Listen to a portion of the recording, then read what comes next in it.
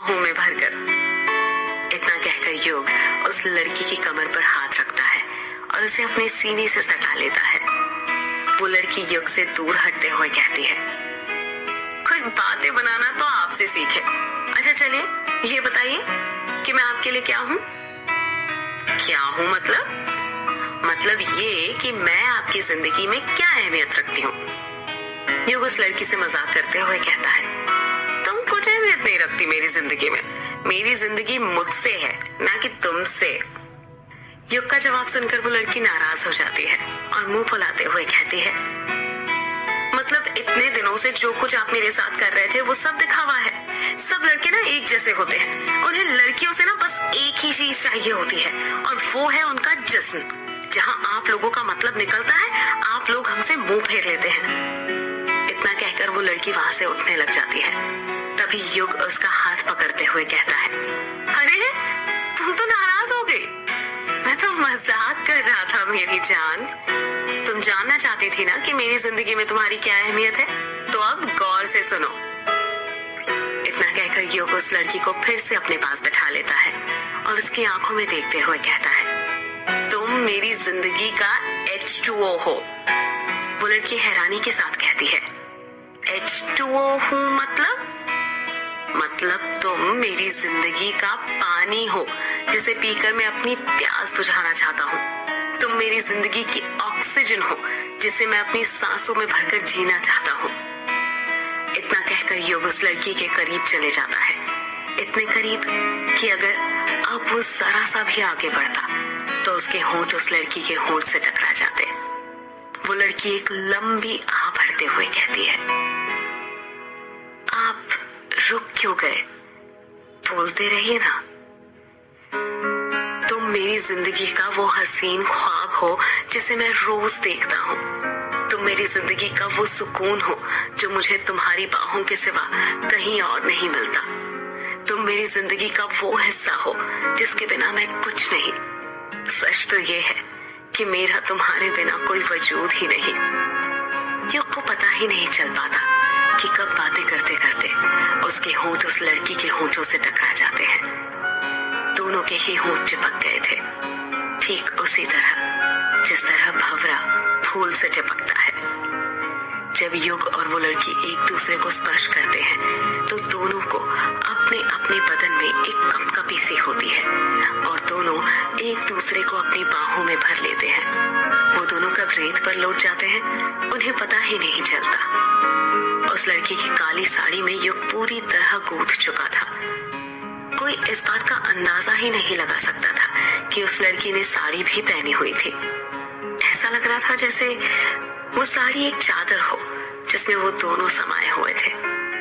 उस लड़की के बदन का एक एक अंग युग के अंग के साथ स्पर्श हो रहा था। दोनों एक दूसरे में समाहित हो गए थे। उन दोनों के रोम रोम में आग लगने लग गई थी। युग उस लड़की के बहुत करीब चले गया था, इतने करीब कि तेज तेज चल रही उस लड़की की दिल की धड़कनों को वो साफ साफ सुन पा रहा था। युग का मन ही नहीं कर रहा था उस लड़की के बदन को छोड़ने का। उसने अपने पूरे शरीर की ताकत लगाकर उसके बदन को अपनी बाहों में जकड़ा हुआ था।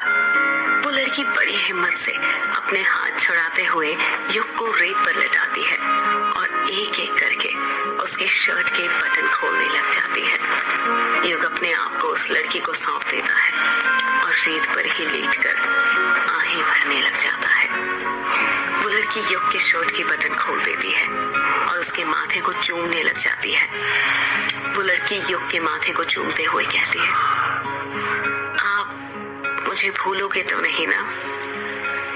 युग धीरे से कहता है, नहीं, तुम्हें नहीं भूलूंगा, कभी नहीं। वो लड़की बार बार युग को चूमते हुए बस यही बोले जा रही थी कि आप मुझे भूलोगे तो नहीं ना? और युग कहता, नहीं, कभी नहीं। युग के अंदर की गर्मी बढ़ती जा रही थी। वो युग के माथे को चूमने के बाद नीचे आने लग जाती है और उसके सीने को चूमने लगती है। युग के अंदर की उत्तेजना बढ़ती जा रही थी। उसका पूरा बदन पसीने से भीग चुका था। उसके माथे और बदन पर पसीने की बड़ी बड़ी बूंदें थी। उसे अपने पूरे शरीर में गर्मी का एहसास होने लग जाता है। उसे ऐसा लग रहा था जैसे वो किसी आग में तप रहा हो। देखते ही देखते गर्मी इतनी बढ़ जाती है कि उसकी नींद टूट जाती है और वो अपने सपने में से बाहर आ जाता है। युग झटके के साथ उठते हुए कहता है, ओह माय गॉड, फिर वही सपना। इतना कहकर युग अपने माथे का पसीना पोंछने लग जाता है। उसका पूरा बदन पसीने से लथपथ हो गया था। युग खुद से कहता है, हे भगवान, ये क्या है? क्यों बार बार आप मुझे एक ही सपना दिखाते हो? और आखिर वो लड़की कौन है जिसके साथ मैं ये सब करता रहता हूँ? इतने करीब तो मैं आज तक अपनी जिंदगी में किसी लड़की के नहीं गया। कौन है वो लड़की? क्या संबंध है मेरा उसके साथ? यही सब सोचते हुए युग अपनी जगह पर खड़ा होता है, अपने बैग में से पानी की बोतल निकालता है और पानी पीते हुए फिर सोचने लग जाता है, ये सपना मेरा पीछा क्यों नहीं छोड़ता? बैंगलोर में भी यही सपना दिखता था और अब यहाँ पर भी। सपने में जो नदी थी वो तो कृष्णोई नदी थी, पर वो लड़की कौन थी और उसका चेहरा मुझे क्यों नहीं दिखता कभी? युग वापस लेट जाता है और कोठी की छत को देखते हुए सोचने लगता है, नदी तो मिल गई, हो सकता है वो लड़की भी मिल जाए। बस एक बार वो लड़की मिल जाए, फिर ये सारे सपनों के राज खुल जाएंगे। कुछ ना कुछ तो कनेक्शन जरूर है मेरा उस लड़की के साथ। ऐसे ही सपने नहीं आते, वो भी सेक्स वाले। यही सोचते हुए युग की कब नींद लग जाती है उसे पता ही नहीं चलता है।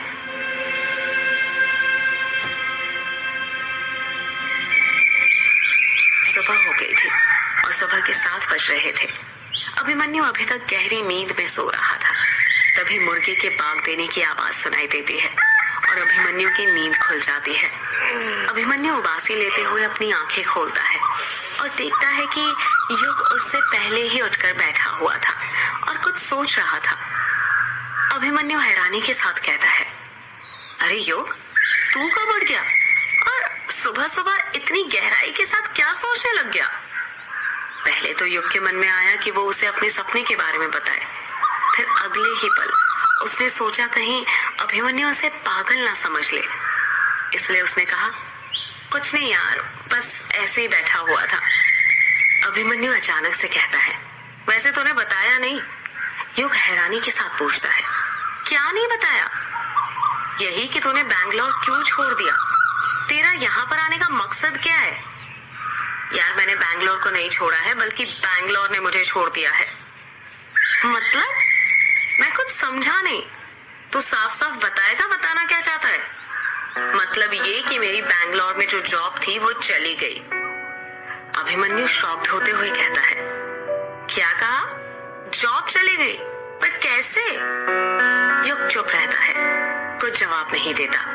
अभिमन्यु युग पर दबाव बनाते हुए पूछता है, अरे तू चुप क्यों है? बताना, आखिर तेरी जॉब कैसे चली गई? युग लंबी सांस लेते हुए कहता है, मुझे कंपनी ज्वाइन किए हुए 1 साल ही हुआ था।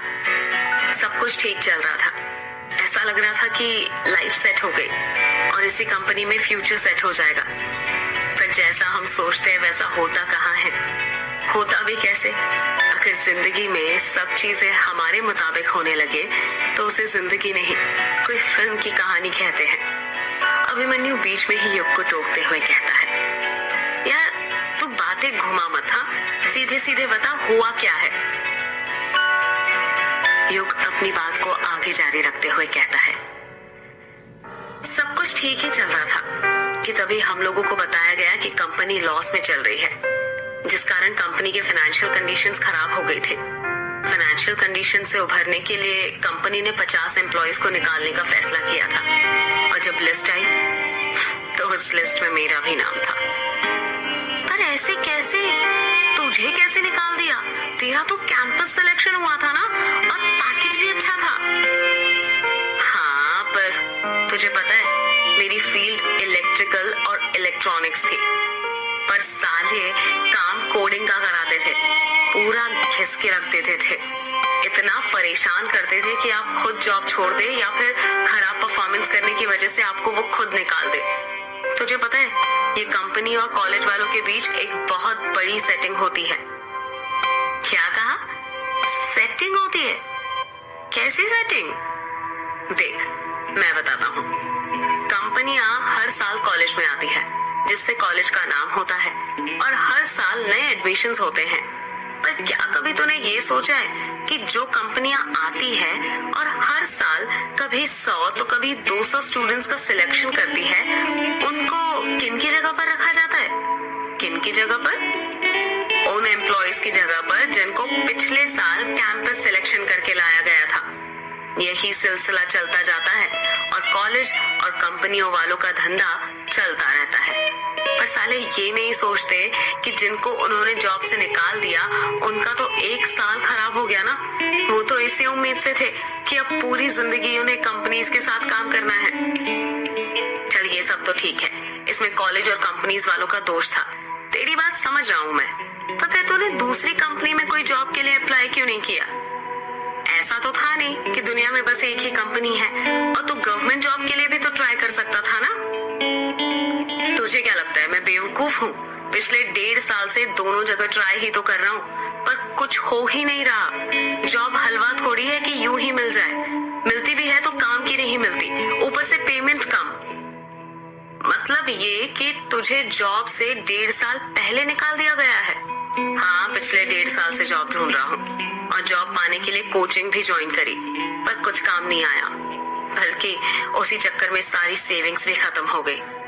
हालात इतने खराब हो गए कि बैंगलोर छोड़कर गांव आना पड़ा। लोग जॉब करने के लिए गांव छोड़कर शहर जाते हैं, पर तू पहला ऐसा शख्स है जो शहर छोड़कर गांव आया है। बता फिर क्या सोचा है? यहाँ गांव में आकर क्या करने वाला है तू? युग कुछ जवाब नहीं देता। अभिमन्यु युग पर दबाव बनाते हुए पूछता है, बता यार, यहाँ गांव में क्या करने वाला है? मैंने गांव में एक स्टार्टअप खोलने का फैसला किया है।